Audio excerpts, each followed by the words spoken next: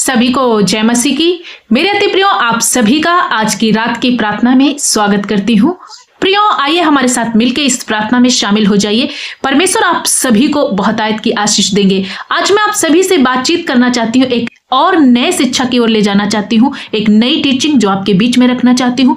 जरूर से आपको इस शिक्षा पर आज ध्यान देना है, ताकि ये जो आप अपने जीवन में इस वचन को और आज की शिक्षा को अपने जीवन में जब अप्लाई करोगे तो जरूर से परमेश्वर के बड़े आशीर्वाद को देखोगे। स्वर्गदूतों से भी आपका मुलाकात हो जाएगी कहीं ना कहीं जब इस वचन को अपने जीवन में अप्लाई करोगे। तो सबसे पहले मैं आप सभी को बताना चाहती हूँ, आज का हमारा टॉपिक है अतिथि सत्कार के विषय में, मेहमान नवाजी के विषय में। किस तरह से हमें अपने मेहमानों की, उन लोगों की जो आपके घर में आते हैं, उनकी सेवा करनी है। तो आइए सबसे पहले मैं आप सभी के बीच में वचन रखना चाहती हूँ।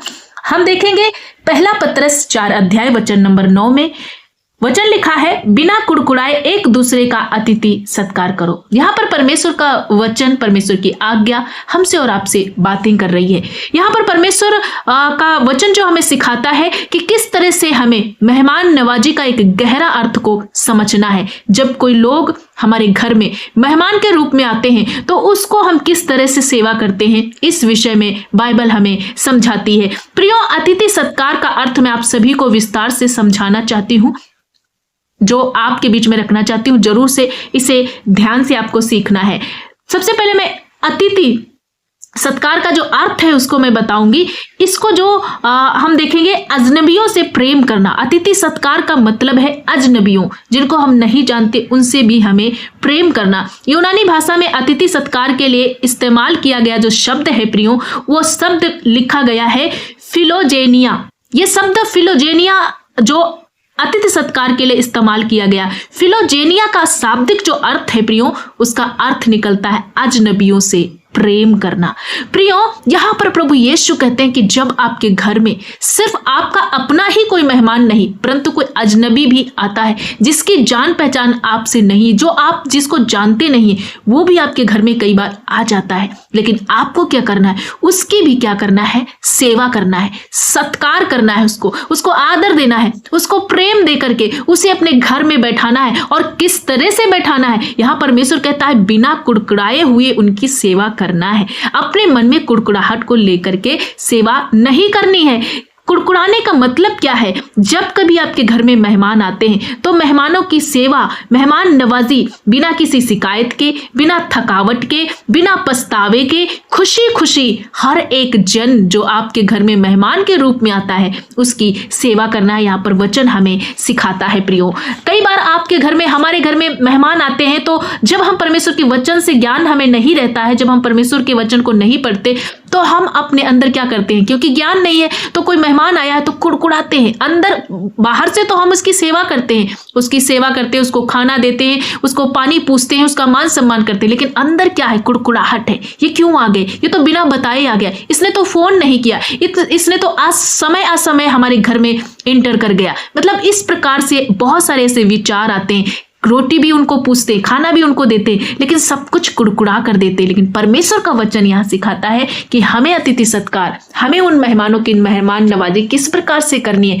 बिना कुड़कुड़ाए हुए करनी है। ये क्यों महत्वपूर्ण है प्रियो, ये वचन क्यों महत्वपूर्ण, क्यों परमेश्वर कहता है कि अतिथि सत्कार करना? ये परमेश्वर की एक आज्ञा है प्रियो। ये केवल एक अच्छा व्यवहार नहीं है कि आपके घर में कोई मेहमान आ गया तो आप उसके साथ व्यवहार कर रहे, बल्कि बाइबल की ये आज्ञा है। रोमियो के 12:13 में आप पढ़ना कि किस तरह से बहुत सारे परमेश्वर के दासों ने स्वर्गदूतों की अतिथि सत्कार करने के बहाने सेवा की है, दर्शन दिया है, स्वर्गदूत का सत्कार किया। इब्रानियों 13:2 के अनुसार हम देखते हैं कि अतिथि सत्कार करना ना भूलना, क्योंकि इसके द्वारा कुछ लोगों ने अनजाने में स्वर्गदूतों का आदर और सत्कार किया है। तो प्रभु यीशु कहते हैं कि आपके घर में आए हुए मेहमान को, चाहे उसकी आपकी जान पहचान है या कोई अनजाने में आ गया, कोई अजनबी आ गया, आपको प्रेम भाव से, निस्वार्थ भाव से, दया से, खुशी खुशी से, बिना कुड़कुड़ाए हुए उसकी देखभाल करनी, उसकी सेवा करना है, उसको एक जगह देनी, ठहरने के लिए। इस प्रकार से परमेश्वर की ये आज्ञा है जो परमेश्वर हमें और आपको सिखा रहे हैं। इसी प्रकार से हम ये देखते हैं कि यीशु की सेवा में भी इसी प्रकार लिखा गया है। मत्ती 25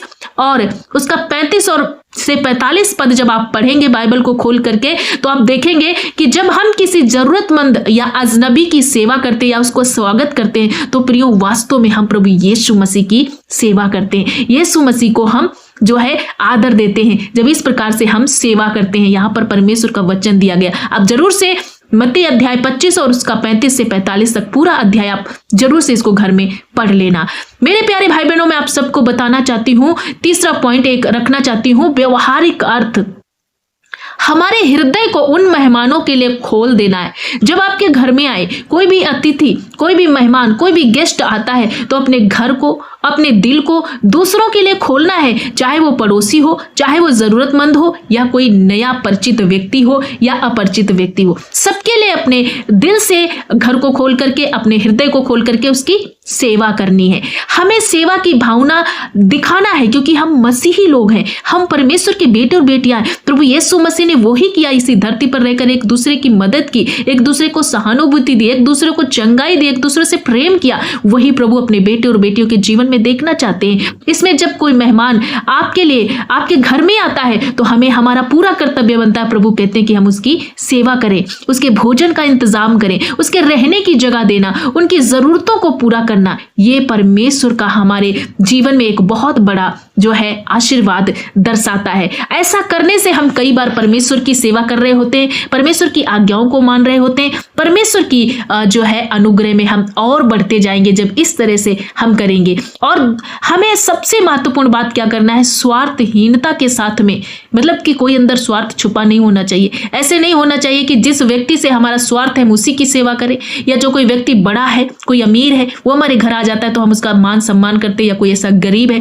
जिससे हमारा कोई स्वार्थ हासिल होने वाला नहीं, जिससे हमें कुछ मिलने वाला नहीं, तो हम उसकी सेवा नहीं करेंगे, हम उसका सम्मान नहीं करेंगे। ऐसा बाइबल बिल्कुल भी नहीं बताती। परमेश्वर का वचन कहता है स्वार्थहीनता के भावना से हमें अपना समय, अपनी ऊर्जा, अपना संसाधन बिना किसी बदले की उम्मीद के दूसरों को देना है। प्रियो, यहाँ पर पतरस समझाता है, पतरस के अनुसार यहाँ पर लिखा गया है कि अतिथि सत्कार का मतलब प्रियो प्रेम से प्रेरित होकर बिना शिकायत किए हुए अजनबियों की, भाइयों की देखभाल करना, जो हमारे मसीही जीवन को एक अभिन्न अंग या इस प्रकार से हम कह लें कि एक हिस्सा बन जाता है। जो हमारे मसीह जीवन में ये शिक्षा, ये नियम लागू होता है जो हमें करना है। आज के वचन से मैं आप सभी को उत्साहित करना चाहती हूँ कि आप इस वचन को सीख गए और समझ गए हैं कि जब कभी आपके घर में कोई गेस्ट आते हैं, चाहे वो जाने अनजाने हैं, चाहे आपके जान पहचान के, चाहे कोई अमीर है, चाहे कोई गरीब है, आपको निस्वार्थ भावना से उसकी सेवा करना है। कोई स्वार्थ छुपा ना रहना चाहिए।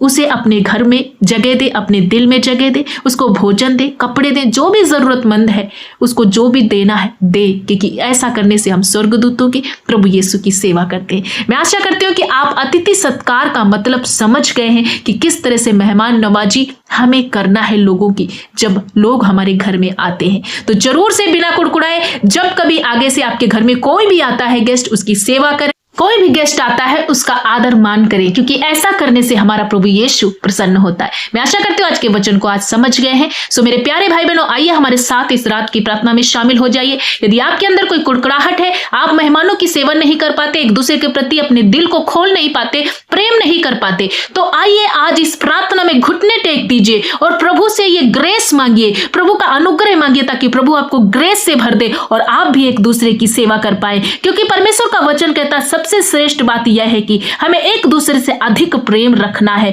क्योंकि प्रेम अनेक पापों को ढांप देता है। कई बार जो मनमुटाव होता है, जब हम प्रेम से एक दूसरे का आदर करते तो बहुत सारी लड़ाई झगड़े, बहुत सारे पाप नष्ट हो जाते, मिट जाते हैं। सो आइए इस विषय के लिए आज सब लोग घुटना टिकाइए। मैं आप सभी के लिए प्रार्थना करना चाहती हूँ।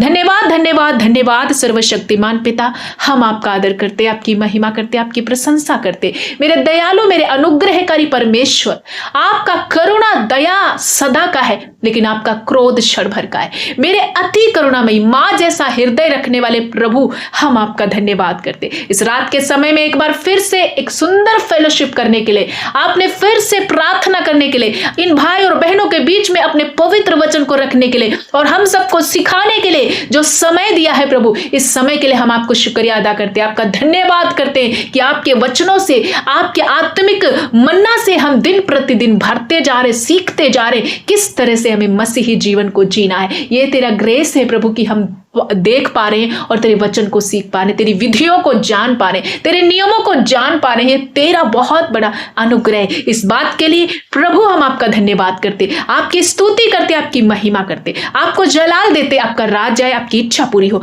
आपके राज्य के कार्यक्रम पूरे हो। आज की इस रात में जितने बेटे बेटियां भाई बहन जुड़े हैं इस प्रार्थना में, प्रभु होने दे कि जितनों ने आज के वचन को सुना है, इनके जीवन में कुछ ऐसी कुड़कुड़ाहट है, जब इनके घर में कोई गेस्ट आता है, कोई अजनबी आता है, तो ये भेदभाव कर देते हैं, ये ठीक से सेवा नहीं कर पाते, इनके अंदर कोई दुष्ट का कार्य है प्रभु, ये चाहकर भी कुड़कुड़ा देते हैं। प्रभु आज वो हर एक बातें जो शैतानी है इनके जीवन से जाती रहे। प्रभु ये प्रेम से तेरी इस आज्ञा को पालन करने पाए, अतिथि सत्कार करने पाए। जितने लोग आए इनके घर में, चाहे कोई अजनबी है, चाहे कोई ऊंचा है, बड़ा है, छोटा है, नीचा है, सबको एक समान प्रेम भाव दे, अपना समय दे, अपने दिल को खोल दे, अपने घर को खोल दे, अपने धन से, अपने मन से हर एक जरूरतमंदों को ये मदद करने वाले बने, सेवा करने वाले बने, एक दूसरे का सत्कार करने वाले बने, एक दूसरे का आदर करने वाले बने। ये ग्रेस प्रभु इन भाई और बहनों पर उंडेल दे, क्योंकि बिना तेरे ग्रेस के कोई भी व्यक्ति आत्मिक उन्नति नहीं कर सकता, आपके महिमा में बढ़ नहीं सकता।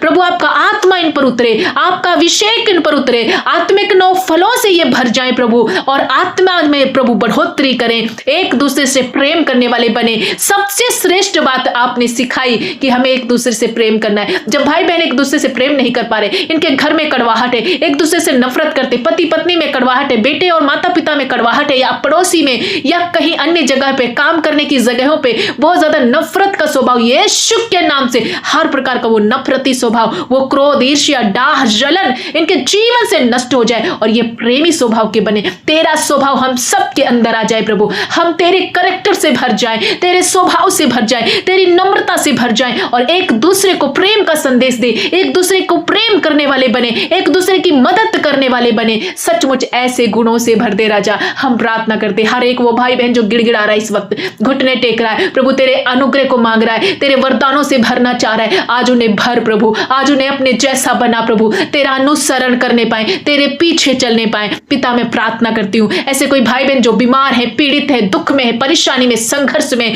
गरीबी में है प्रभु, कर्जे के श्राप से है, चारों तरफ कोई भी इनको रास्ता नजर नहीं आ रहा, बेरोजगारी अवस्था में, सब तरह का बंधन, सब तरह का पीड़ा परेशानी इनके जीवन से अभी इसी घड़ी में आउट करती हूँ in the name of Jesus. निकल जाओ ऐ दुष्ट आत्माओं, ऐ तंगी घटी, ऐ गरीबी, ऐ बीमारी, छोड़ दो इन भाई बहनों को, क्योंकि ये बेटे बेटियां प्रभु यीशु के हैं, ये ज्योति की संतान है, इन पर प्रभु का अधिकार है। इनके घरों में प्रकाश हो जाए, इनके दिल में प्रकाश हो जाए। कोई अंग खराब है, डॉक्टरों ने जवाब दिया, आज उसी अंग पर प्रकाश हो। मेरा परमेश्वर क्रिएटिव परमेश्वर है, नया करने वाला, नई चीजों को बनाने वाला परमेश्वर है। मैं प्रार्थना करती हूँ जिन बहनों को संतान नहीं प्रभु, इनके गर्भ नए हो जाए और इनके गर्भ फ्रूटफुल हो जाए प्रभु यीशु के नाम से। संतान को प्राप्त करे, जिनके पास घर नहीं घर को देखने पाएंगे, एक अच्छा घर प्राप्त करे, जिनके पास नौकरी नहीं यीशु के नाम से एक नौकरी को ये प्रभु इन्हें दे दे, इनका प्रमोशन कर दे। कोई कागज पेंडिंग में पड़े प्रभु यीशु इनके हर एक कार्य पूरे होने पाए। इनकी जमीनों पर जब किसी ने कब्जा किया अवैध रूप से प्रभु वो कब्जे नष्ट हो जाए, कोर्ट केस समाप्त हो। यदि पति पत्नी में लड़ाई चल रहा है, कोई कोर्ट केस है, तलाक है, यीशु के नाम से सब बंधन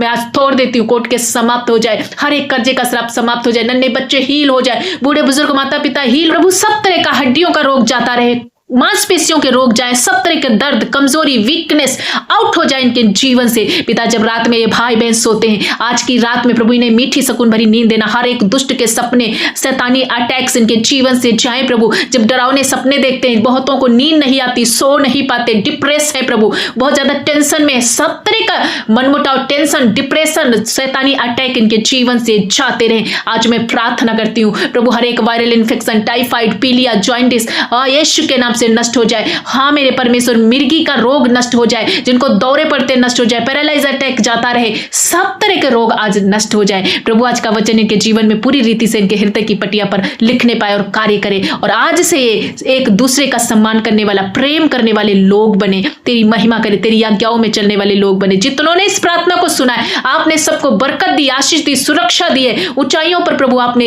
इनको खड़ा कर दिया। यह मेरा विश्वास है और मैं घोषणा करती हूँ जल्दी ही आप सभी लोग बड़ी गवाही को देखने वाले। प्रभु मैं आपका धन्यवाद करती हूँ, हर एक भाई बहन को चंगा किया, बड़ी बड़ी गवाहियों से ब्लेस किया, अद्भुत रास्ते खोले। प्रभु इस बड़ी चंगाई के लिए, बड़े आशीष के लिए और इस आज के पवित्र वचन के लिए हम आपका धन्यवाद करते हैं। पिता एक बार फिर से सारे भाई बहनों को आपके पवित्र लहू में छुपाते हैं। प्रभु सारा आदर महिमा जलाल गौरव आपको देते हुए प्रार्थना यीशु के नाम से मांगते हैं, आमीन।